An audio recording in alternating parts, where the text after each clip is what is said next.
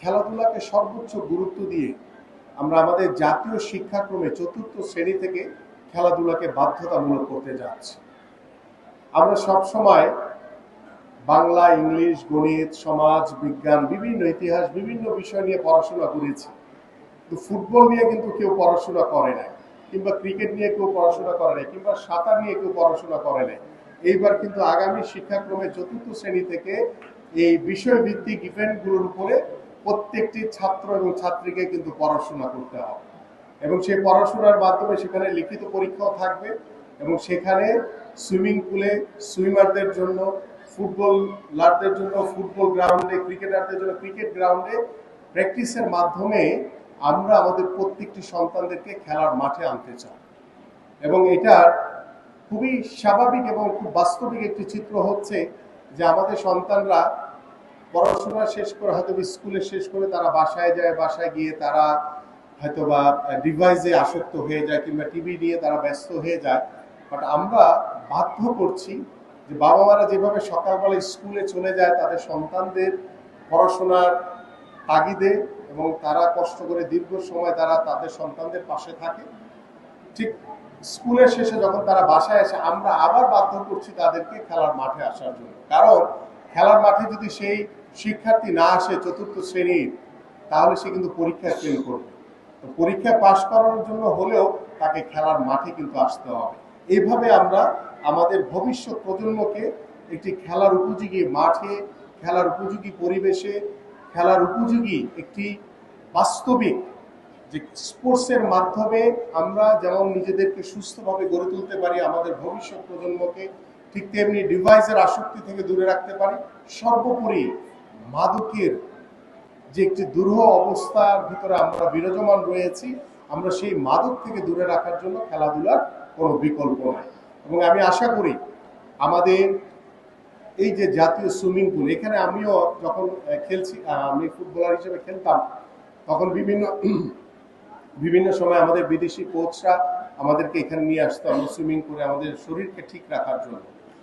আমি চাই যে আমাদের ভবিষ্যতে, এবং আমাদের সুযোগই বলবো যে তিনি যেহেতু নৌবাহিনীর প্রধান হিসেবে দায়িত্বরত রয়েছেন, এবং তিনি একজন বাংলাদেশের নাগরিকের মতো করে নাগরিক হিসেবে তার যে দায়িত্ব রয়েছে সেই দায়িত্বটুকু তিনি সঠিকভাবে পালন করার চেষ্টা করছেন।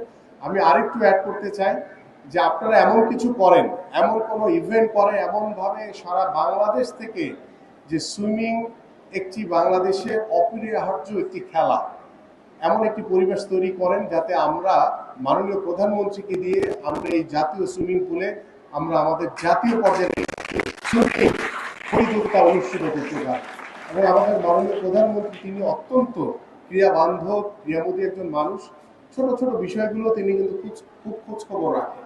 আমি গতকালকেই আমার কাছে একটি ভিডিও পাঠিয়েছেন আমাদের মাননীয় প্রধানমন্ত্রী।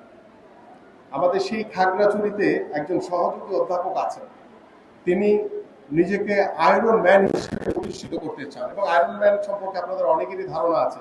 সেখানে দীর্ঘ পথ দৌড়াতে হয়, সেখানে সাঁতার কাটতে হয়, এবং সেখানে সাইক্লিং করতে হয়। তিনটির সমন্বয়ে আয়রন ম্যান হতে হয়। তিনি চেষ্টা করছেন, তিনি সহযোগী অধ্যাপক, তার ভিতর থেকে তার সময় বের করে তিনি নিজেকে প্রতিষ্ঠিত করার চেষ্টা করছেন। মাননীয় প্রধানমন্ত্রী তিনি গতকালকে এটি আমাকে পাঠিয়ে, আর উনি পাঠালে এটা আমি বুঝতে পারি যে আমার কি করতে হবে, এবং তাৎক্ষণিকভাবে আমার প্রেস সেক্রেটারি আছে তার সাথে কথা বলে আমি বলেছি যে আমাদের সেই সুযোগ্য আয়রন ম্যান ভবিষ্যতে নিজেকে যে প্রতিষ্ঠিত করতে চান তাকে একটু দাওয়াত দেন, আমি তার সাথে বসতে চাই, এবং তার কি পরিমাণ সহযোগিতা দরকার সেই সহযোগিতাটুকু আমরা তাকে দিতে চাই। তো আমাদের মাননীয় প্রধানমন্ত্রী হচ্ছেন এমন একজন মানুষ। এরকম ছোট্ট বিষয় রয়েছে, আমরা অনেকেই চাঁদপুরের সেই সোহানের কথা মনে আছে। ছোট্ট একটি শিশু, সম্ভবত 5 বছর বা 6 বছর বয়স হয়, সেই ভিডিও ক্লিপ লন্ডনে ছিলেন, তখন তিনি বাংলাদেশ আসেননি আমাদের মাননীয় প্রধানমন্ত্রী। তিনি ওইখান থেকে ওই ভিডিওটি আমাকে পাঠিয়েছিলেন, এবং তাৎক্ষণিকভাবে আমি পরের দিন সেই চাঁদপুরের মতলবে গিয়ে ওই শহরের দায়িত্বপ্রাপ্ত 2 থেকে 2.5 বছর আমরা কিন্তু এখনো মাননীয় প্রধানমন্ত্রী থেকে একটি আর্থিক অনুদান এবং তার পড়াশোনার সকল খেলাধুলার দায়িত্বভার কিন্তু আমাদের মাননীয় প্রধানমন্ত্রী নিয়ে রেখেছে। এইভাবে অসংখ্য অগণিত ক্রিয়া রয়েছেন যাদেরকে 4-5 বছর ধরে ওই পরিবারগুলোর পাশে তিনি দাঁড়িয়ে আছেন। এটা কেউ জানেও না, আমরাও কখনো বলি না। বাট আমার কাছে মনে হয়েছে তিনি যে এত ক্রিয়া বান্ধব একজন মানুষ, এত উৎসাহ দিতে পছন্দ করেন, এই বিষয়গুলো মিডিয়ার মাধ্যমে এবং আমাদের ভবিষ্যৎ প্রজন্ম যারা রয়েছে তাদেরকে আমরা এটা জানাতে চাই। কারণ এই এক্সাম্পল গুলো আমাদের ভবিষ্যতে অনেক তরুণ ভবিষ্যৎ ক্রীড়াঙ্গনের অনেক সুপারস্টার তৈরি করবে।